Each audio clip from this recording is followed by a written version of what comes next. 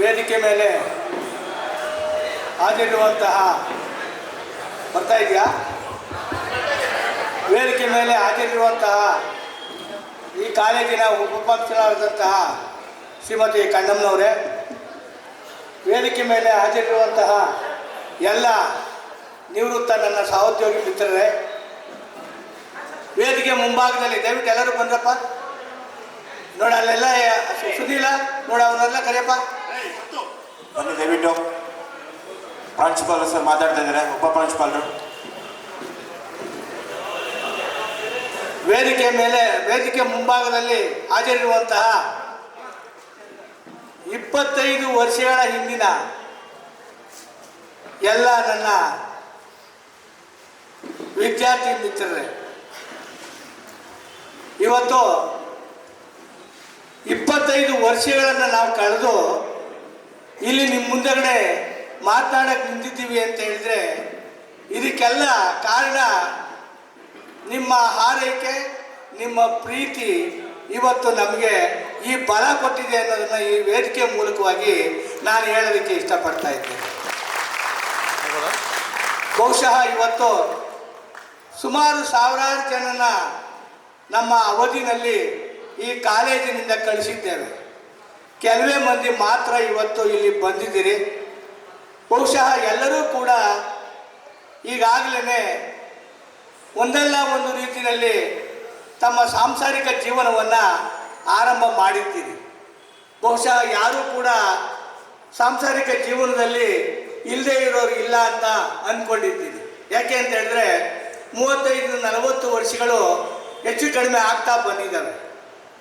ಅಂದಮೇಲೆ ಎಲ್ಲರೂ ಒಂದಲ್ಲ ಒಂದು ರೀತಿಯಲ್ಲಿ ಇವತ್ತು ನೀವು ಸಾಂಸಾರಿಕ ಜೀವನವನ್ನು ಆರಂಭ ಮಾಡಿದ್ದೀರಿ. ನಮಗೆ ನಾವೆಲ್ಲೇ ಇದ್ದರೂ ಕೂಡ ನಮಗೆ 2 ಕಣ್ಣಿರ್ತದೆ, ಒಂದು ಶಾಲೆ, ಇನ್ನೊಂದು ನೀವು. ನಮಗೆ ಗೊತ್ತಿಲ್ಲದಿದ್ರು ಕೂಡ ನಮ್ಗೆ 2 ಕಣ್ಣಿದ್ರು ನೋಡ್ಕೊಂಡು ಹೋಗ್ತಾ ಇರ್ತೀವಿ. ಆದರೆ ನಮ್ಮನ್ನು ಸಾವಿರಾರು ಜನ ವಿದ್ಯಾರ್ಥಿಗಳು ಎಲ್ಲೇ ಸಿಕ್ಕಲಿ, ಸರ್ ನಮಸ್ಕಾರ, ಸರ್ ನಮಸ್ಕಾರ, ಸರ್ ನಮಸ್ಕಾರ, ಸರ್ ಚೆನ್ನಾಗಿದ್ದೀರಾ, ಮಕ್ಕಳು ಚೆನ್ನಾಗಿದ್ದಾವ, ಹೆಂಡತಿ ಚೆನ್ನಾಗಿದ್ದಾರಾ, ಎಲ್ಲ ಎಷ್ಟು ಮಟ್ಟಿಗೆ ನಮ್ಮನ್ನು ಕೇಳ್ತಾರೆ ಅಂತ ಹೇಳಿದ್ರೆ ನಮಗೆ ಇಷ್ಟು ವರ್ಷಗಳು ಕಳೆದಿರೋದು ನಮಗೆ ಜ್ಞಾಪಕನೇ ಬರ್ತಾ ಇಲ್ಲ. ಇನ್ನೂ ನಾವು ಇನ್ನು ಕಾಲೇಜಿನಲ್ಲೇ ಇದ್ದೀವೇನೋ ಅನ್ನೋ ರೀತಿಯಲ್ಲಿ ನಮಗೆ ಭಾಸವಾಗ್ತಾ ಇದೆ. ಇದಕ್ಕೆಲ್ಲ ಕಾರಣ ಏನು ಅಂತ ಹೇಳಿದ್ರೆ ನಿಮ್ಮೆಲ್ಲರ ಒಂದು ಪ್ರೀತಿ, ನಿಮ್ಮೆಲ್ಲರ ಒಂದು ಹಾರೈಕೆ, ಆ ಭಗವಂತ ನಿಮಗೆ ಕೊಟ್ಟಿರುವಂಥ ಒಂದು ಬುದ್ಧಿ ಇವತ್ತು ನಮಗಿದಕ್ಕೆ ಕಾರಣ ಆಗಿದೆ. ನಾನು ನಿಮ್ಮಲ್ಲೆಲ್ಲರೂ ಕೇಳೋದು ಇಷ್ಟೇ, ಈಗ ನೀವು ವಿದ್ಯಾರ್ಥಿಗಳಲ್ಲ, ನಮಗೆ ಹಳೆ ವಿದ್ಯಾರ್ಥಿಗಳು. ಅಂದರೆ ನಾವಿದ್ದಂಥ ಕಾಲದಲ್ಲಿ ಇಲ್ಲೇ ಇದ್ದಂಥ ನಿಮ್ಮ ಗುರುವೃಂದ ಏನಿದ್ದಾರೆ ಅವತ್ತು ನಿಮಗೆ ಎಷ್ಟು ಮಟ್ಟಿಗೆ ತಿದ್ದಿ ಬುದ್ಧಿ ಹೇಳಿದ್ರು ಮತ್ತು ವಿದ್ಯಾಭ್ಯಾಸ ಮಾಡಿಸಿದ್ರು ಅನ್ನೋದು ನಿಮಗೆ ಆ ನೆನಪಿದೆ. ಅವತ್ತೆಲ್ಲ ನಾನು ಕೂಡ ನಮ್ಮ ಗುರು ಹಿರಿಯರಿಗೆಲ್ಲರಿಗೂ ಹೇಳ್ತಾ ಇದ್ದೆ, ಇವತ್ತಿನ ದಿನ ನಾಳೆ ಇರೋದಿಲ್ಲ, ಯಾವತ್ತೋ ಒಂದು ದಿವಸ ಈ ಒಂದು ಆಡೋಂಥ ಮಕ್ಕಳು ನಾಳೆ ದಿವಸ ಜ್ಞಾಪಿಸ್ಕೊಂತವೆ.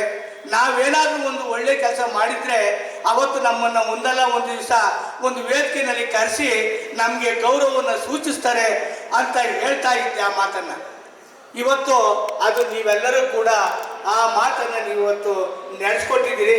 ನಿಮಗೆ ಹೃದಯಾಳದಂಥ ಧನ್ಯವಾದಗಳನ್ನು ನಾನು ಹೇಳೋದಕ್ಕೆ ಇಷ್ಟಪಡ್ತೀನಿ ಸಂದರ್ಭದಲ್ಲಿ. ಇವತ್ತು ನೀವೆಲ್ಲರೂ ಕೂಡ ಇವತ್ತು ಸಾಂಸಾರಿಕ ಜೀವನವನ್ನು ಆರಂಭ ಮಾಡಿದ್ದೀರಿ. 1-2 ಮಕ್ಕಳುಗಳು ಕೂಡ ಆಗಿದ್ದಾವೆ. ಅವ್ರನ್ನ ಭಾಳ ಅವ್ರಿಗೆ ಒಳ್ಳೆಯ ವಿದ್ಯಾಭ್ಯಾಸವನ್ನು ದಯವಿಟ್ಟು ಕೊಡಿಸಿ. ಏನು ಮಾಡಿದ್ರು ಚಿಂತೆ ಇಲ್ಲ, ಅವ್ರಿಗೆ ಯಾವ ಮನೆ ಮಠ ಏನು ಮಾಡಿದ್ರು ಚಿಂತೆ ಇಲ್ಲ, ಅವ್ರಿಗೆ ಒಳ್ಳೆಯ ವಿದ್ಯಾಭ್ಯಾಸವನ್ನು ಕೊಡಿ. ಹೆಣ್ಣು ಮಕ್ಕಳಿಗೆ ಹೇಳೋದಿಷ್ಟೇ, ನೀವು ಮನೆಯಲ್ಲಿ ನಿಮ್ಮ ಗಂಡಂದಿರು ಶ್ರೀಮಂತರಾಗಿರ್ಬೋದು ಅಥವಾ ಬಡವರಾಗಿರ್ಬೋದು, ಅದು ಪ್ರಶ್ನೆ ಅಲ್ಲ. ಇಲ್ಲಿ ಅವರನ್ನು ನೀವು ಯಾವ ರೀತಿಯಲ್ಲಿ ದಾರಿನಲ್ಲಿ ಕರ್ಕೊಂಡು ಹೋಗಬೇಕೋ ಆ ಒಂದು ದಾರಿನನ್ನು ನೀವು ಸರಿಪಡಿಸ್ಕೋಬೇಕು. ಹೆಣ್ಣು ಮನೆಯ ಕಣ್ಣು. ಹೆಣ್ಣು ಯಾವತ್ತು ಮನಸ್ಸು ಮಾಡಿದರೆ ಎಂಥ ವ್ಯಕ್ತಿನಾದರೂ ಕೂಡ ಬದಲಾವಣೆ ಮಾಡ್ಬೋದು. ನನ್ನ ಗಂಡ ಹಂಗೆ, ನನ್ನ ಮಕ್ಕಳು ಹಿಂಗೆ ಅನ್ನೋದಲ್ಲ. ಅವನ್ನೇನಾದರೂ ಮಾಡಿ ಸರಿದಾರಿಗೆ ತರುವಂಥ ಒಂದು ವ್ಯವಸ್ಥೆಯನ್ನು ಮಾಡಿದರೆ ನಾವು ಈ ಶಾಲೆಯಲ್ಲಿ ಕೊಟ್ಟಂಥ ಒಂದು ವಿದ್ಯಾಭ್ಯಾಸ ನಿಜವಾಗ್ಲೂ ಕೂಡ ಸಾರ್ಥಕ ಆಗ್ತದೆ ಅಂತ ನಾನಂತೂ ಅನಿಸಿದ್ದೀನಿ. ಅದರಿಂದ ದಯವಿಟ್ಟು ನೀವು ಮನೆಯಲ್ಲಿ ಯಾವುದೇ ಇರಲಿ, ಏನೇ ತೊಂದರೆ ಇರಲಿ, ನಿಮ್ಮ ಮಕ್ಕಳಿಗೆ ವಿದ್ಯಾಭ್ಯಾಸವನ್ನು ದಯವಿಟ್ಟು ಕೊಡಿ. ನಾನು ಗಂಡು ಮಕ್ಕಳಿಗೂ ಕೂಡ ಇಷ್ಟೇ ಹೇಳೋದು, ನೀವು ಇವತ್ತು ಭಾಳಷ್ಟು ಜನ ನನಗೆ ಆಗಾಗ್ಗೆ ಸಿಗ್ತಲೇ ಇರ್ತೀರಿ, ಹೇಳ್ತಾ ಇರ್ತೀರಿ. ನೀವು ಕೂಡ ಲೈಫಲ್ಲಿ ಸೆಟ್ಲ್ ಆಗಿದ್ದೀರ, ಒಳ್ಳೆ ಮಕ್ಕಳುಗಳಿದ್ದಾವೆ, ಒಳ್ಳೆ ಹೆಂಡತಿರಿದ್ದಾರೆ. ಅವ್ರನ್ನ ಯಾವುದೇ ರೀತಿಯಾಗಿ ತೊಂದರೆ ಕೊಡ್ದಂಗೆ. ಯಾಕೆಂತಂದರೆ ಆ ಹೆಣ್ಣು ಮಕ್ಕಳು ನಮ್ಮ ಮನೆಗೆ ಬಂದ ಮೇಲೆ ಬೇರೆಯವ್ರ ಮನೆಯಲ್ಲಿ ಹೇಗೆ ಇರಲಿ ಚಿಂತೆ ಇಲ್ಲ, ನಮ್ಮ ಮನೆಗೆ ಬಂದ ಮೇಲೆ ಅವಳು ನಮ್ಮ ಮಗಳು, ನಮ್ಮ ತಾಯಿ, ನನ್ನ ಹೆಂಡತಿ ಅನ್ನೋ ರೀತಿಯಲ್ಲಿ ನಾವು ಭಾವಿಸ್ಕೊಂಡು ಆ ಹೆಣ್ಣುಮಗಳಿಗೆ ನಾವು ನಮ್ಮ ಸಂಸಾರಿಕ ಜೀವನದಲ್ಲಿ ಅವಕಾಶವನ್ನು ಕೊಡಬೇಕು. ಯಾವುದೇ ರೀತಿಯಾದಂಥ ತೊಂದರೆಯನ್ನು ಅವಳಿಗೆ ಮಾಡಬಾರ್ದು. ಅವಳಿಂದ ನಿಮಗೆ ಆರೈಕೆ ಆಶೀರ್ವಾದ ನಿಮಗೆ ಸಿಗಿದ್ರೆ ನೀವು ಒಂದಿದ್ದವರು ಎರಡಾಗ್ತೀರ, ಹತ್ತಿದ್ದದ್ದು 20 ಆಗುತ್ತೆ. ಹೆಣ್ಣು ಮನೆಯಲ್ಲಿ ಯಾವತ್ತೂ ಕೂಡ ನೋವನ್ನು ಅನುಭವಿಸಬಾರ್ದು.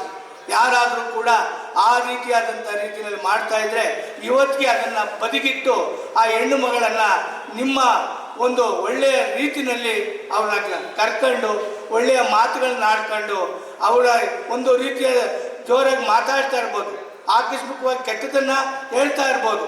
ಅದೆಲ್ಲವನ್ನೂ ಕೂಡ ಸರಿಪಡಿಸ್ಕೊಳ್ಳುವಂಥ ಕೆಲಸ ನಿಮ್ಮ ಕೈಯಲ್ಲಿ ಆಗಬೇಕು.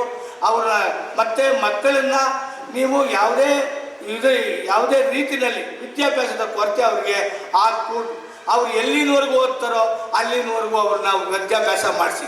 ಇವತ್ತು ಕೂಲಿ ಮಾಡಿ ಇವತ್ತು ಕುಡಿಕೆಗಾಕಿ ಒಂದು ಮನೆಯನ್ನು ಕಟ್ಟೋಕ್ಕಾಗಲ್ಲ. ಇವತ್ತು ಕೂಲಿ ಮಾಡಿದ್ರು ಕೂಡ ಒಂದು ಒಳ್ಳೆಯ ವಿದ್ಯಾಭ್ಯಾಸವನ್ನು ಕೊಟ್ಟು ಇವತ್ತು ಬೇಕಾದಷ್ಟು ಯಾವ ಕಡೆಗೆ ಬೇಕಾದರೂ ಕೂಡ ಮಕ್ಕಳು ಹೋಗುವಂಥ ವ್ಯವಸ್ಥೆ ಇದ್ದಾವೆ.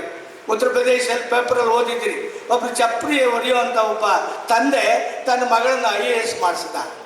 ಚಪ್ಪಲಿ ಹೊಲಿಯೋ ಒಬ್ಬ ತಂದೆ ಎಲ್ಲರಿಗೂ ಗೊತ್ತಾಗ್ತಾ ಇದೆ. ಇವಾಗ ಎಂತೆಂಥ ಒಂದು ಒಳ್ಳೆಯ ಕೆಲಸಗಳನ್ನು ಮಾಡಿ ವಿದ್ಯಾಭ್ಯಾಸಕ್ಕೆ ಅಂತ ಪ್ರೋತ್ಸಾಹವನ್ನು ಕೊಡ್ತಾ ಇದ್ದಾರೆ.